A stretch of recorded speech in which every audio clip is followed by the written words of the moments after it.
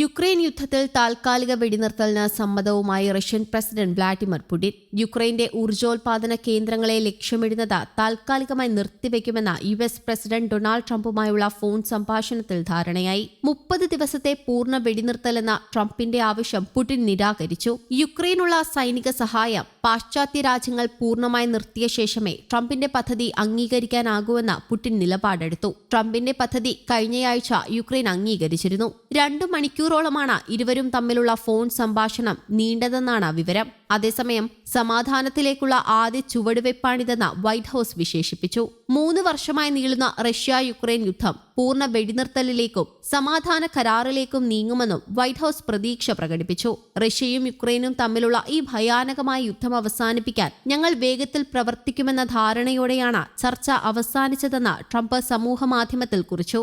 യുദ്ധം അവസാനിപ്പിക്കുന്നതിനുള്ള കരാർ സംബന്ധിച്ച ട്രംപിന്റെ സംഘം റഷ്യയിലെയും യുക്രൈനിലെയും പ്രതിനിധികളെ വെവ്വേറെ സന്ദർശിച്ചു വരികയാണ്. 2024 യുഎസ് പ്രസിഡന്റ് തിരഞ്ഞെടുപ്പ് പ്രചാരണ വേളയിൽ സംഘർഷം വേഗത്തിൽ അവസാനിപ്പിക്കുമെന്ന് ട്രംപ് വാഗ്ദാനം ചെയ്തിരുന്നു. അതേസമയം യുദ്ധം അവസാനിപ്പിക്കാനുള്ള സമാധാന ചർച്ചകൾ ഉടൻ തന്നെ മിഡിൽ ഈസ്റ്റിൽ തുടങ്ങാനും ട്രംപും പുടിനും ധാരണയായി. സംഭാഷണം 2.5 മണിക്കൂറിലേറെ നീണ്ടു.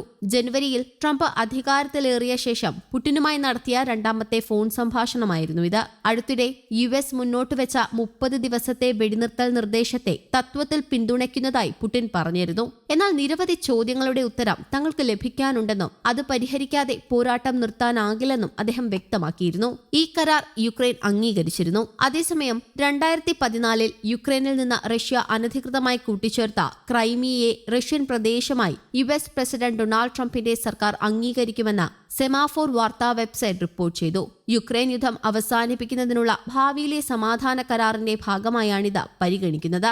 ഇത് നടപ്പിലാക്കാൻ ഐക്യരാഷ്ട്രസഭയെ പ്രേരിപ്പിക്കുന്നതിനുള്ള സാധ്യതയെക്കുറിച്ച് യുഎസ് ഉദ്യോഗസ്ഥർ ചർച്ച ചെയ്തതായി ബന്ധപ്പെട്ടവരെ ഉദ്ധരിച്ച സെമാഫോർ പറഞ്ഞു. ട്രംപ് ഔദ്യോഗികമായി ഒരു തീരുമാനവും എടുത്തിട്ടില്ലെങ്കിലും ക്രൈമിയെ ചുറ്റിപ്പറ്റിയുള്ള നീക്കങ്ങൾക്ക് ഒട്ടേറെ സാധ്യതകളുണ്ടെന്ന് റിപ്പോർട്ടിൽ പറയുന്നു. പിടിച്ചെടുത്ത ഭൂപ്രദേശങ്ങൾ റഷ്യയ്ക്ക് വിട്ടുകൊടുത്തുകൊണ്ട് യുദ്ധം അവസാനിപ്പിക്കാനാകില്ലെന്നാണ് യുക്രൈന്റെ നിലപാട്. അവ വിട്ടുകൊടുക്കില്ലെന്ന നിലപാടിലാണ് റഷ്യയും. അതേസമയം യുക്രൈനെതിരായ യുദ്ധം റഷ്യ തുടർന്നാൽ കടുത്ത സാമ്പത്തിക പ്രത്യാഘാതങ്ങൾ നേരിടേണ്ടി വരുമെന്ന് ട്രംപ് മുന്നറിയിപ്പ് നൽകി. പ്രതികൂലമായ സാമ്പത്തിക ആഘാതം ഉണ്ടാക്കാൻ കഴിയുന്ന നടപടികളുണ്ട്. അത് റഷ്യയ്ക്ക് വിനാശകരമാകും. എന്നിരുന്നാലും എനിക്ക് ആ ഫലം വേണ്ട. കാരണം എന്റെ ലക്ഷ്യം സമാധാനം കൈവരിക്കുക എന്നതാണെന്നും ട്രംപ് പറഞ്ഞു. വൈറ്റ് ഹൌസിൽ യുക്രൈൻ പ്രസിഡന്റ് വ്ളാഡിമിർ സെലൻസ്കിയുമായി ട്രംപ് നടത്തിയ കൂടിക്കാഴ്ച പരാജയപ്പെട്ടിരുന്നു.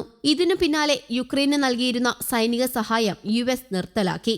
എന്നാൽ സൗദിയിലെ ജിദ്ദയിൽ യുഎസ് യുക്രൈൻ പ്രതിനിധികൾ നടത്തിയ ചർച്ച വിജയിച്ചതിനു പിന്നാലെ യുക്രൈന് നൽകിയിരുന്ന സൈനിക സഹായം യുഎസ് പുനഃസ്ഥാപിച്ചു. 2022 ഫെബ്രുവരിയിലാണ് റഷ്യ യുക്രൈനിൽ പ്രത്യേക സൈനിക നടപടി ആരംഭിക്കുന്നത്. 3 വർഷമായി തുടരുന്ന യുദ്ധം 10,000-കണക്കിന് ആളുകളുടെ ജീവൻ നഷ്ടപ്പെടുത്തുകയും ജനങ്ങളെ കടുത്ത ദുരിതത്തിലാഴ്ത്തുകയും ചെയ്തു. News desk, Kerala Kaumudi.